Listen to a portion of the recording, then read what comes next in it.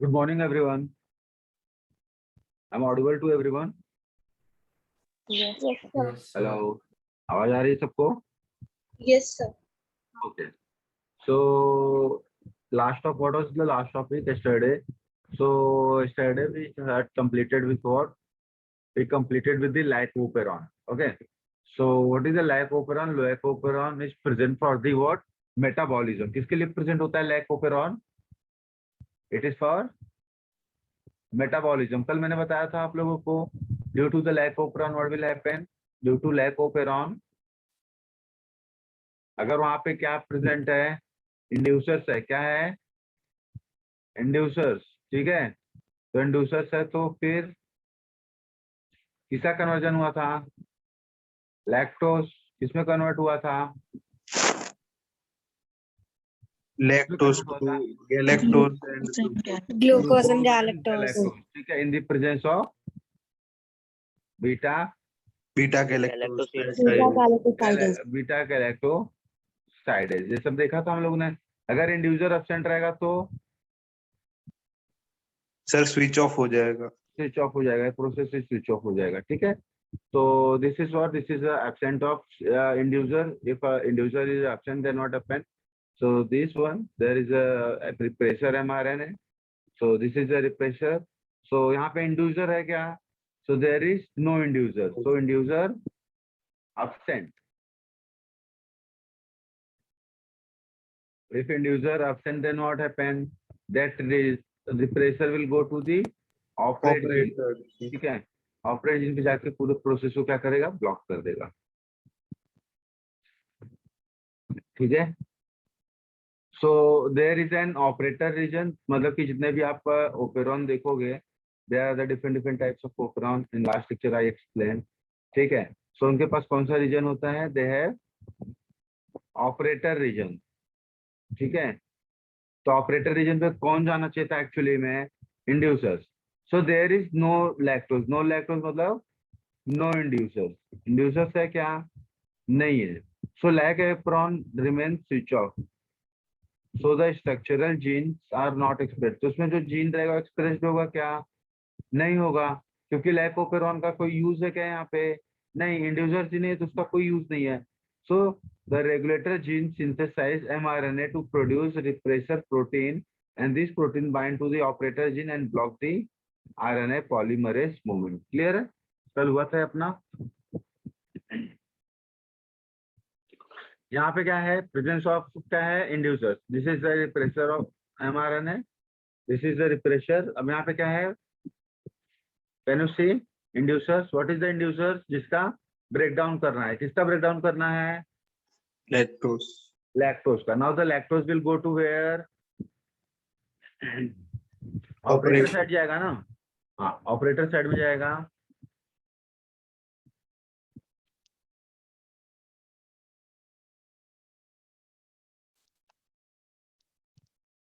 गया?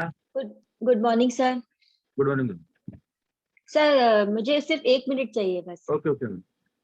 हाँ, good morning everyone. Good morning, ma'am. हाँ देखो, पता है मेरिन ने पहले ही हाथ उठा लिया। और कैमरा क्यों ऑन नहीं है सबका? कैमरा ऑन करो।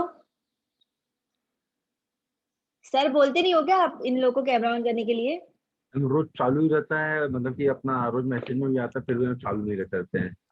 बोलो फिर नेक्स्ट टाइम पे फिर बंद कर देते हैं। वो ऐसा ही है सर। 5 मिनट बाद आप देखोगे, आप लेक्चर में बिजी हो जाओगे, फिर ये लोग बंद करके चले जाते हैं। चलो स्क्रीन जल्दी पे ये करो। लिखा क्या है तो अपना जगह कम पड़ जाता है लिखने के लिए। हाँ, इंड्यूसर्स था। इंड्यूसर्स कहाँ पे जाएगा? operator gene ऑपरेटर जीन पे जाएगा। When it will go to the operator gene, then what happen here? If you see the mRNA, mRNA के पास क्या है? कोड है, ठीक है। तो अब अपने को किसका ब्रेकडाउन करना है? लैक्टोज का, है ना। तो लैक्टोज का ब्रेकडाउन करने के लिए we need 3 things. First, beta galactosidase. What is the function of beta galactosidase? It is enzyme. ये क्या है? enzyme एंजाइम है। अगर एंजाइम है तो क्या काम करेगा? breakdown ब्रेकडाउन का काम करेगा। ब्रेकडाउन का काम करेगा मतलब लैक्टोज को ये किस में कन्वर्ट करेगा? galactose and glucose glucose and galactose. So ये जो ब्रेकडाउन होगा ये कहाँ पे होगा, ब्लड में होगा कि सेल में होगा? सेल। सेल में। So it will happen in cell. ठीक है, तो if it is happens in the blood or cell, तो ये ब्लड में नहीं होगा, ये कहाँ पे होगा, सेल में होगा। तो सेल में जाने के लिए क्या चाहिए? परमिएबिलिटी। परमिएबिलिटी चाहिए। तो परमिएबिलिटी मतलब कौन देगा permeability? परमिएज। Permease. So due to the permease, it increase permeability. It increase permeability of lactose in cell. Okay. फिर यहाँ पे क्या है लास्ट वाला? Transacetylase. फिर यहाँ पे ट्रांस एसिटाइलेज, वहाँ पे एसिटाइलेशन से वो सब होता है। ठीक है, सो यहाँ पे देखो क्या हुआ, lactose is provided in a growth medium of E. coli. The lactose is transported into the cell through the action of permease.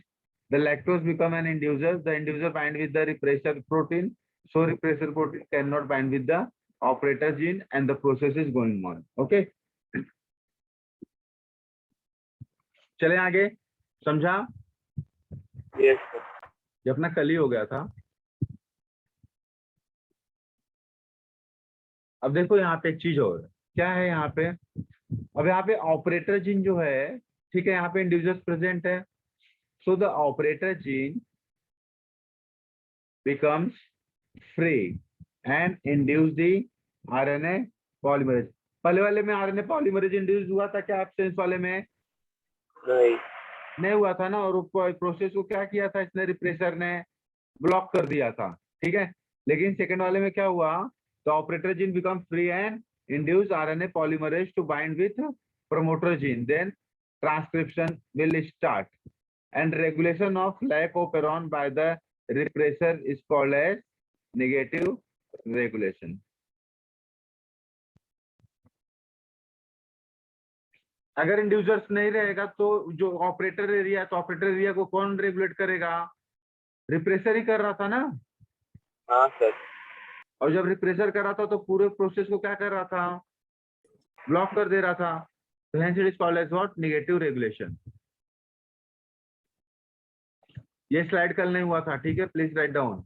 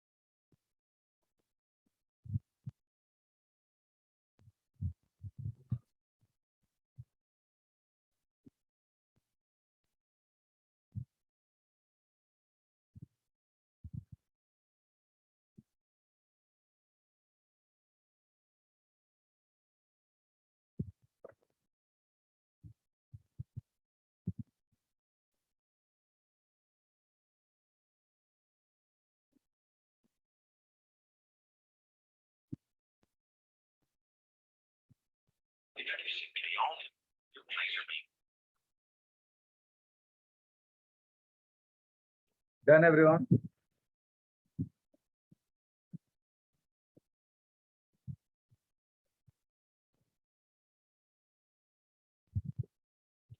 हो गया? Yes, sir. Okay. So this is the last slide of our LAC operon. ठीक है? Now we'll move to the new topic.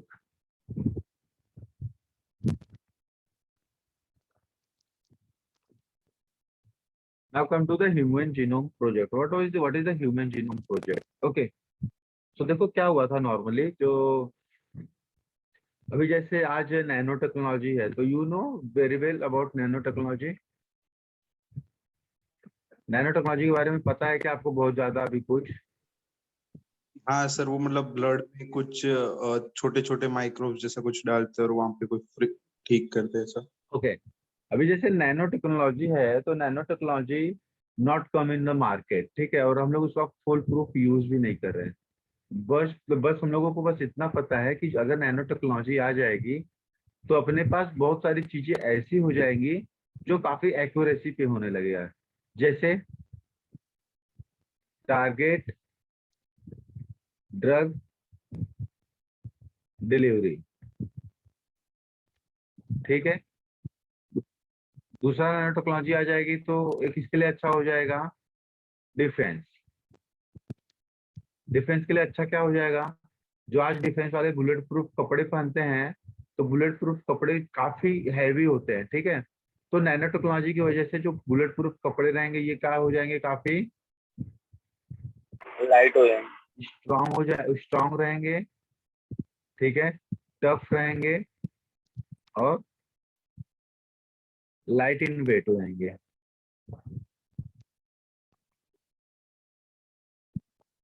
ठीक है, nano technology आ जाएगा तो आपको कपड़े धोने की जरूरत नहीं पड़ेगी, ठीक है।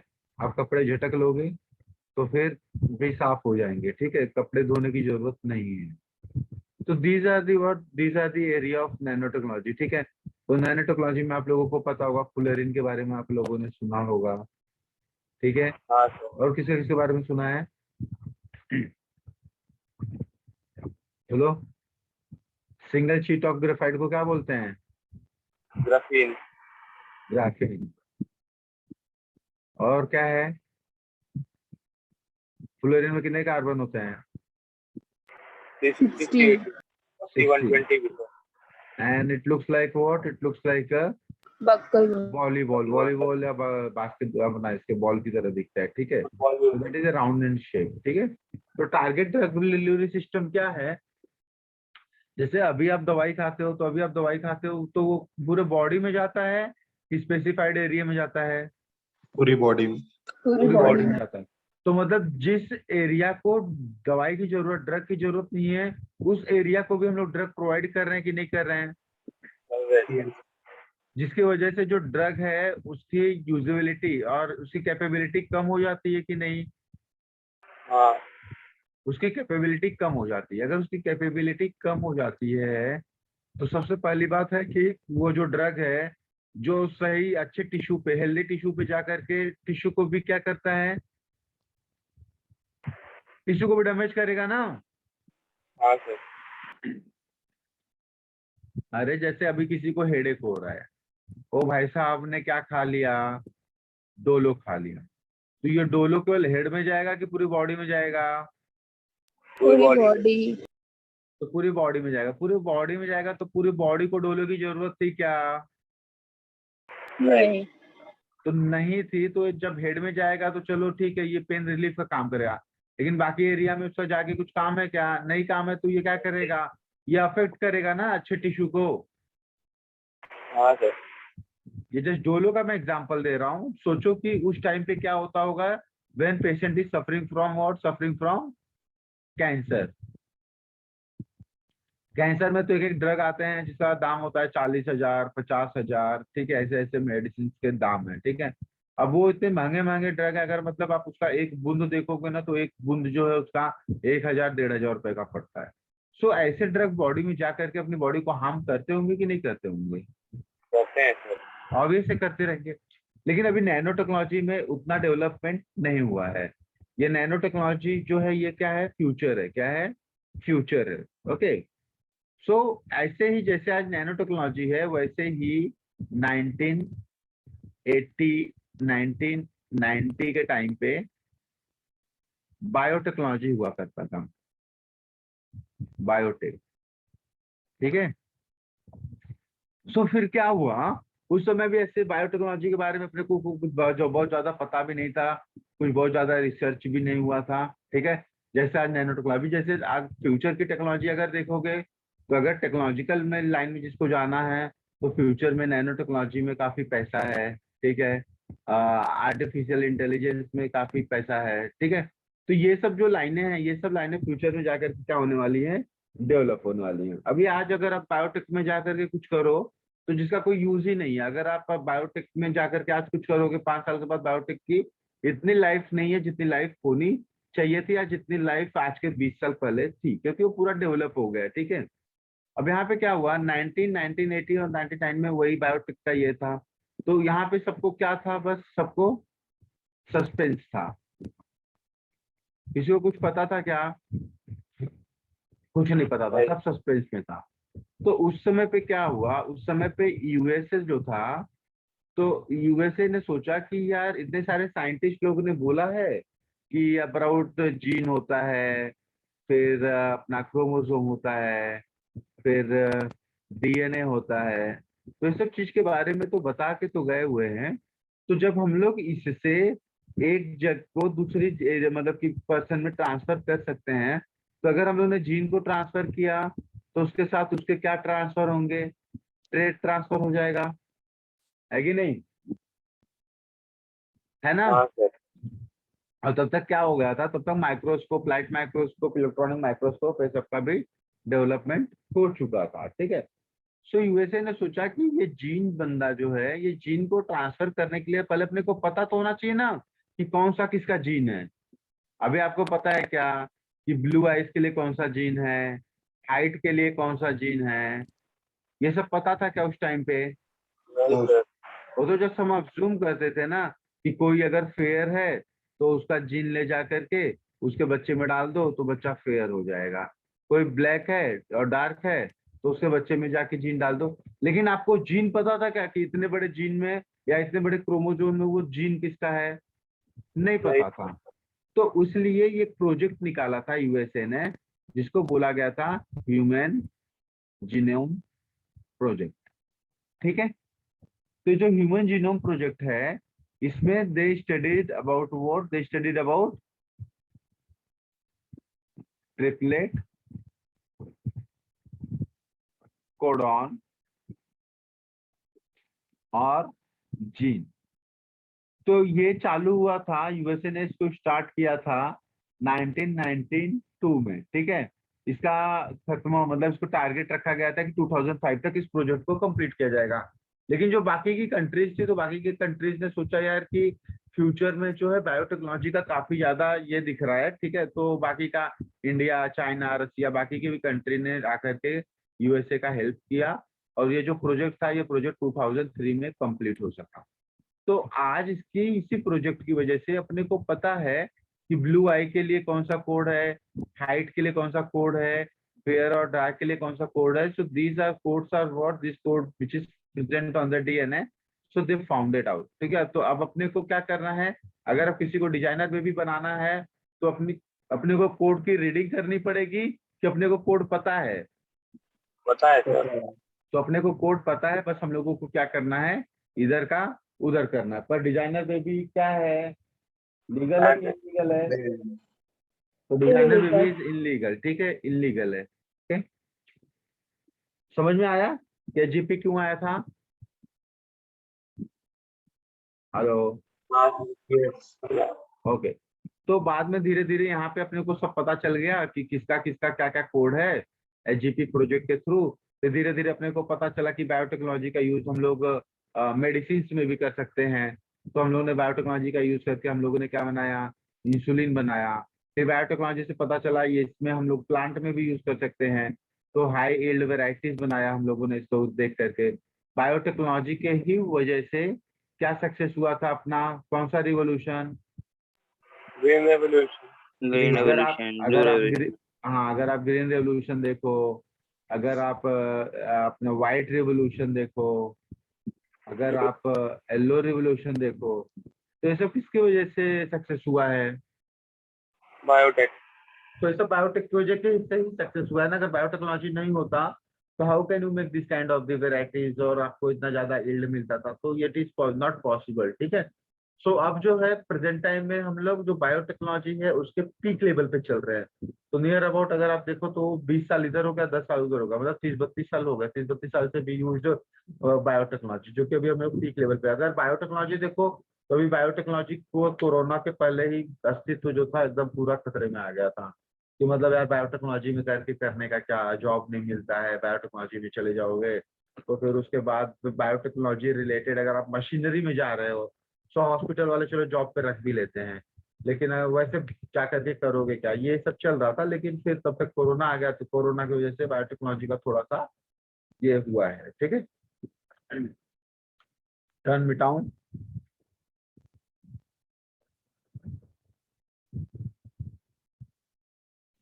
ओके,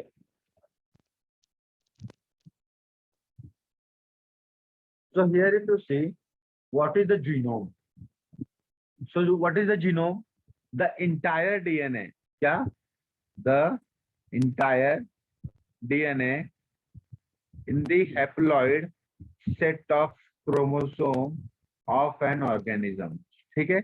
तो जीनोम क्या है? It is entire DNA which form haploid sets of chromosome of an organism. So in human genome, DNA is packed in how many chromosomes? DNA is packed in 23 different chromosomes. 23 different chromosomes. Okay. So देखो अगर आप क्या करोगे, अगर आप diploid में रखोगे तो 23 पेयर्ड है ना। तो यहाँ पे क्या किया हुआ है इसने, हैप्लॉइड करके ये किया हुआ है। अब क्या हुआ, ह्यूमन जीनोम प्रोजेक्ट। तो human genome project that started in 1990 और 92 to 2003. So is the effort in the identifying the, क्या आइडेंटिफाई किया हम लोग ने? Sequential nucleotide and mapping of all genes in human genome. So human genome contain कितना base pair contain करता है human genome? 3 into 10⁻⁹ कितना? 3 into 10⁸. ये हम लोग ने पढ़ा था, पढ़ा है ना ये हम लोग ने? हाँ सर। पर वो 3.3 था ना। हाँ तो 3.33 इंटू 10⁻⁸ है, ठीक है। हाँ राउंड ऑफ कर दिया। सो इट इज अप्रोक्सीमेशन दिया हुआ है।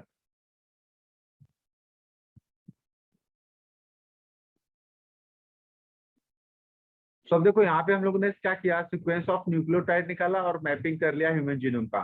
तो अब मेरे को क्या पता है, अब मेरे को पता है कि किस कैरेक्टर के लिए कौन सा सीक्वेंस है या किस कैरेक्टर के लिए कौन सा ट्रिपलेट कोडॉन है। तो अब मुझको अगर कोई डिजाइनर बेबी बनाना पड़ेगा तो मुझको ज्यादा एफर्ट लगाने की जरूरत है क्या? नहीं सर। नहीं है, ठीक है। क्योंकि ये सब क्या हुआ है सर, रिसर्च होकर के रख दिया गया है, ठीक है। तो अगर मेरे को पता है कि मतलब ये बच्चे की मेरे को आइस ब्लू करनी है तो I will just go through that, will see what is the sequence of nucleotide for blues I baby. तो वहां पे देखूंगा जो सीक्वेंस रहेगा that sequence I search and will put on the what that baby, baby के cell में। तो baby का फिर से आंख क्या हो जाएगा, ब्लू हो जाएगा।